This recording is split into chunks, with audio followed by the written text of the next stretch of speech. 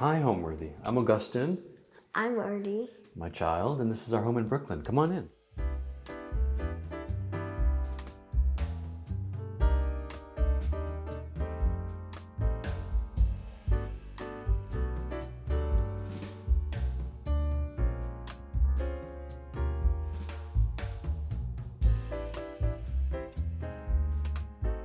You're watching Homeworthy, where we believe every home has a story. My name is Augustine Sedgewick. I'm an author. I write books. My most recent book is called Fatherhood, A History of Love and Power, and it's in part inspired by my child, Arthur. Hello, my name is Arthur. I do school and I live here. Yes, we're in our apartment, in our kitchen right now, where Arthur and I live together in Brooklyn. We moved here not long after Arthur was born, and we were really looking for a place where we could grow together. And this is in a complex of apartment buildings that was designed by the person who designed Rockefeller Center. Wallace K. Harrison, I think, Wallace K. Harrison, I think, is the person who designed these apartment buildings. One of the reasons why I chose this apartment is because the living room is very big. There's this structural pillar right in the middle. I always had the idea that we could use bookshelves to carve out a space for Arthur in this part of the room. When we first moved here, I kind of did it on my own, DIY, which is not my strength, admittedly. Well, I got two Billy bookcases from IKEA, and there were two here and three on that axis. And it kind of just defined the space. And you could kind of go around the side of the bookcases there, and you could go around the side of the bookcases there to get access to Arthur's room. It's a really wonderful place to live and work and hang out and relax. And then during the day, Arthur's at school. He comes home from school. I make a little dinner. We eat at our beautiful table among our books. Then we go out and play at the playground, and sometimes we go for a gelato. And here's my child. hello, come on in.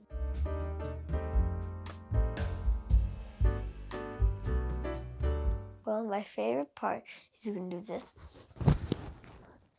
and just sleep. And also, when you don't sleep in the covers, they're nice and like cool. Like I like them. I really like geography, so Dad bought me this. This is Angola. I think that's how you pronounce it. This is the Democratic Republic of Congo. Benihana, Buddha, Watsa. Okay, enough about that. This is Jeppy.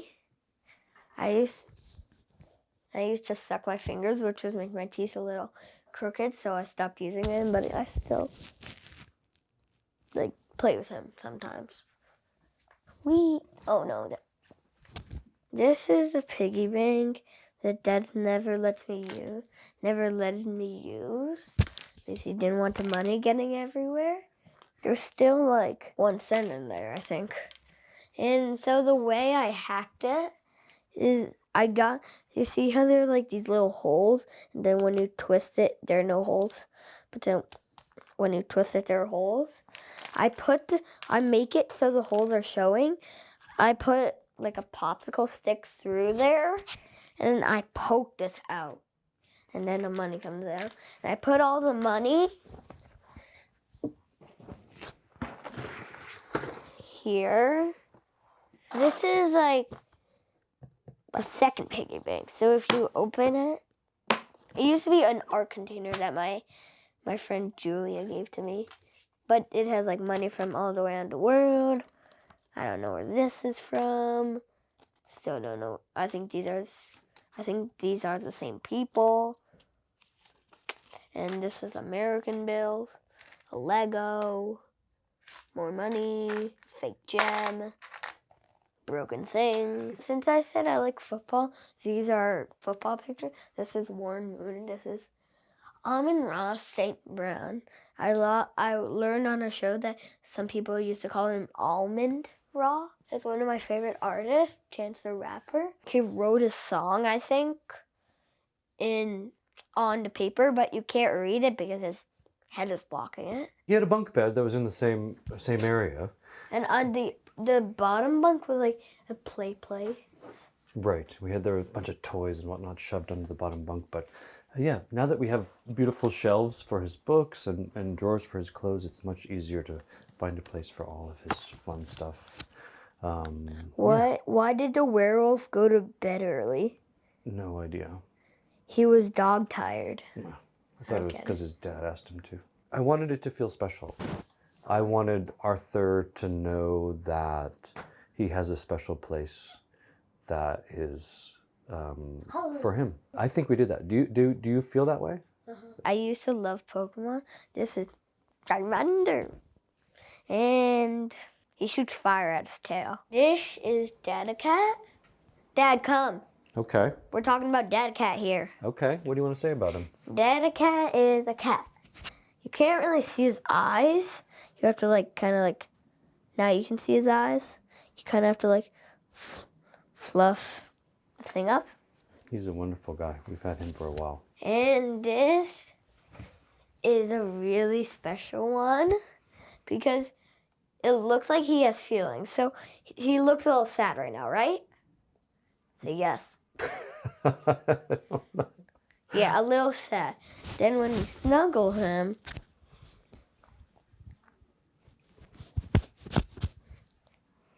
he looks a little happier. Transformed. So we got our friend who's an architect, Corey Kingston. Her firm is called LeWitt, and she's based here in Brooklyn and in San Francisco, to help us imagine how we could make the bedroom more permanent. And she came up with a really imaginative and practical plan for making the shelves into, in effect, walls. And working with Corey and her firm LeWitt and with the fabricator called Stand and Build, as well as a contractor called Precision, we really transformed the space into something that feels like it can serve us over over the long haul. And it feels really good. It feels like a great home for the two of us. What do you think? It's cool. What do you like about living here? To be honest, I like Mommy's house better. But, Cool. Yeah, I mean, it's a nice house. She's got a great setup. but I like the secret doors. Yes, because the room's kind of hidden. Oh my gosh. Wait a minute. That's never good. The one thing I love about this apartment so much is the windows.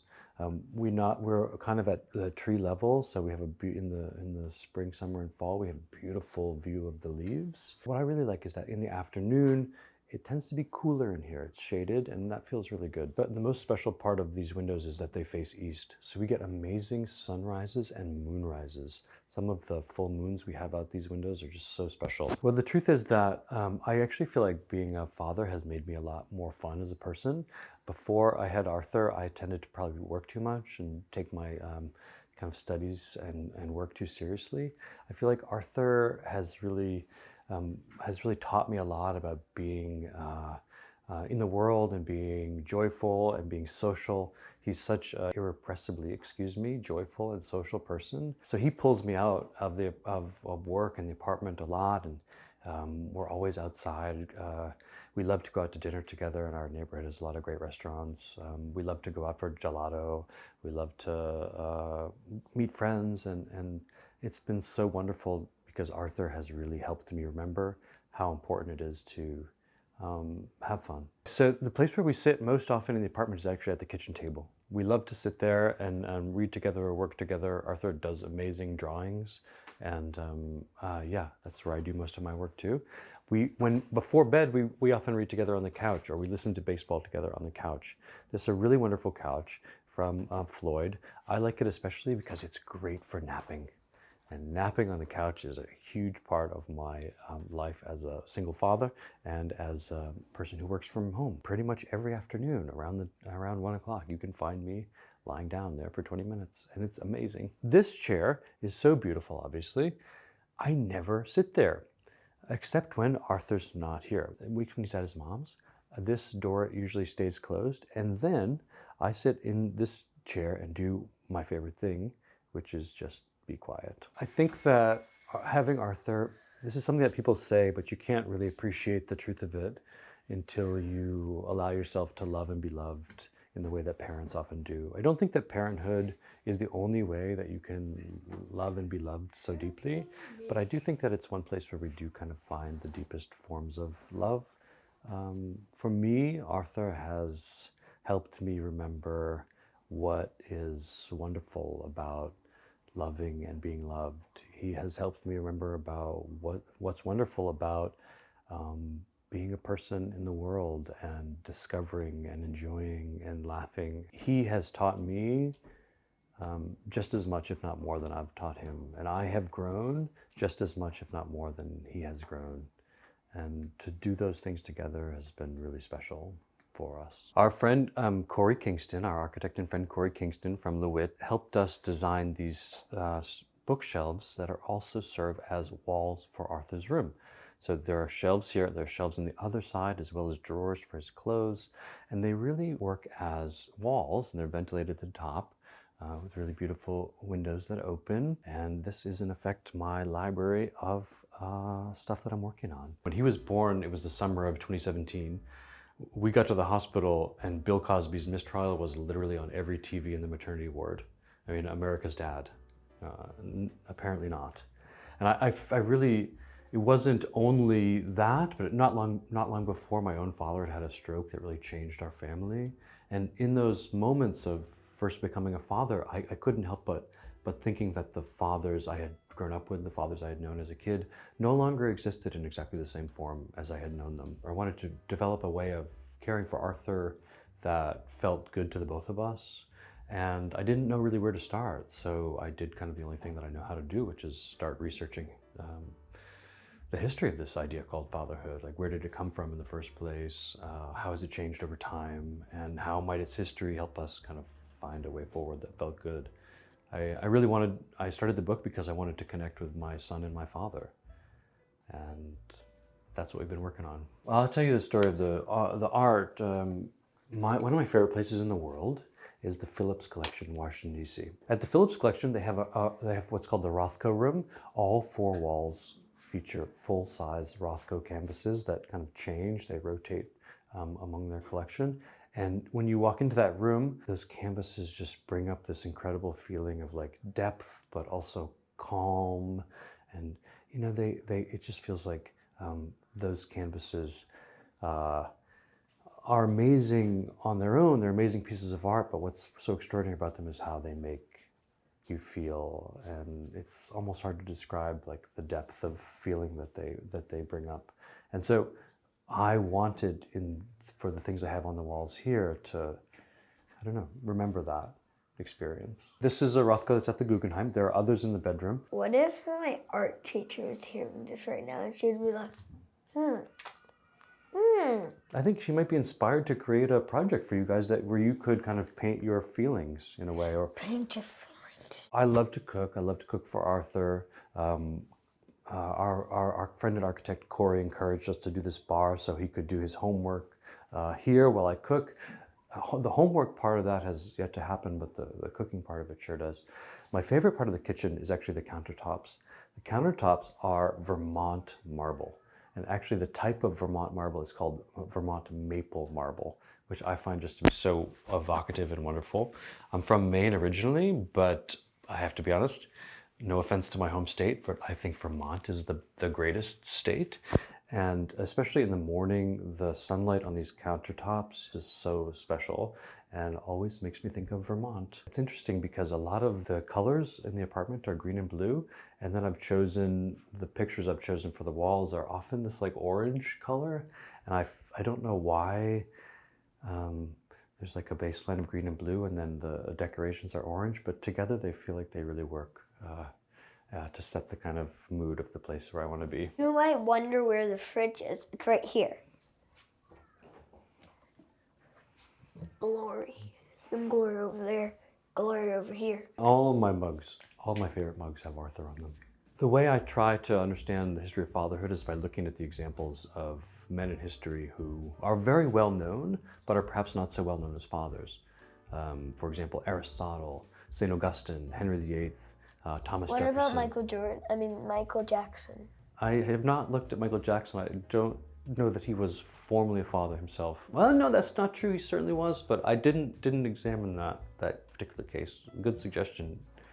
You should have made that about 2 years ago. Are you gonna bring a copy of the book over? Yes, bring I'm it over. finding it, dude. Okay, bring it over, dude. I feel like at the times in which they lived, they faced questions about what it means to be a man, what it means to be a father, what it means to be a family, that informed their extraordinarily influential work and ideas. About a year ago, as I was finishing, I was feeling a little frustrated that my research had not turned up a model of fatherhood that felt really comfortable for me.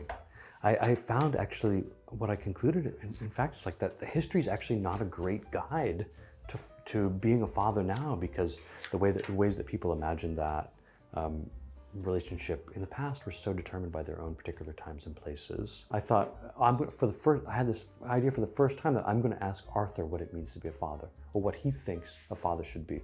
And what did you say? And I said a father should be funny and good at hugging. Without missing a beat, Arthur said that a father should be funny and good at hugging. When you said that, I actually thought you were talking about Mom. Because she is both of those things. And I had not You're learned. funny. Well, thank you. Well, how about hugging? You're funny and good at hugging. Mom's funny and good at snuggling. Mom is both of those things, yeah. This is Virginia. The gelato. The name of the wolf is Virginia? Yeah, Virginia Woolf. Virginia Wolf. She's kind of the lady of the house. And she's a counterpart to Protection Wolf. Oh, yeah. It's kind of our kind of feminine spirit. This cedar stump is where we put on our shoes. You should smell the cedar stump. Oh, that smells good. It's amazing, right? And cedar's I thought it was really beautiful, not only because of the color, but because it means something to me specifically. I discovered something about the writer Henry David Thoreau that no one had ever known, which is that How do you know? I discovered it. Well, maybe other people have discovered it. No one had ever known this. I discovered that Henry David Thoreau's family, who were well-known pencil makers, they were very famous pencil makers in the 19th century, they used wood that was probably, most likely, almost definitely, let's go with it, harvested by enslaved workers around the Gulf of Mexico. And while one thing that we're working on doing now is tracing 200-year-old Thoreau pencils forensically to match the wood used in those pencils to wood from the Gulf of Mexico. So this cedar stump reminds me of Thoreau and this kind of hidden and interesting dimension of his life. All right, so Arthur had a chance to show off his bedroom. Let's go check out mine. So the rest of the house is pretty much dedicated to Arthur and our time together. This is where I lie down and be quiet, usually about 8:30 or 9 every evening after Arthur goes to bed. So this is probably the most comfortable chair in our house. It's a beautiful, amazing chair. I never sit there because it's not only a chair, but it usually is like a clothes storage unit. Okay? Most often we keep the clothes there. But the idea was that I could sit down, hang out, have a drink, whatnot. Maybe someday. We're working on it. Also, our book storage has fully overflown our living room full of bookshelves. Now I have this one in the corner, plus you can see right around the desk. I love to work here. It's a really beautiful desk that looks out onto the street and beautiful trees. The sun and the moon come up right here. Believe it or not, these are not real Rothkos, unfortunately. But again, we're working on it. I have a friend who works at Christie's and they just auctioned off a beautiful Rothko this spring. And I think it was 38 million was the final price. So, you saw Arthur's piggy bank. We're saving toward that. This poster is of an exhibition of Milton Avery's, who was one of Rothko's mentors. This here is a Georgia O'Keeffe print of Desert Sunrise that I think is really beautiful and evocative. And I like that it's kind of the first thing I see when I wake up. One really special thing is this crystal. This is an orgone crystal, which was the substance discovered by the scientist and psychologist Wilhelm Reich. Wilhelm Reich was one of Freud's star pupils in Austria before World War II. He fled Austria for the United States along with many others. You know, one of the things that's really challenging about being a single father is that it's so consuming, and that it does make it hard to find time for yourself. It's hard to find time to date. Arthur and I have developed this extraordinary closeness and really special way of being and living together. I would like there to be room in that for a partner. I feel like anyone who's a single parent will know how hard it is to find and balance all those things at once. I will say also that Arthur's mother is such a special person. She's one of my oldest friends. Even though we don't live together and we're not married, we do have a wonderful family life together. We love doing things together. Here, I have that picture over here. This is another thing that's really special to me in this room.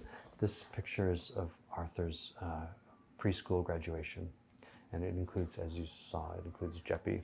And what I love about this picture is it not only includes me and Arthur and his mom and Zai, his nanny, but it's one of those moments where you realize that what people say about parenthood is true.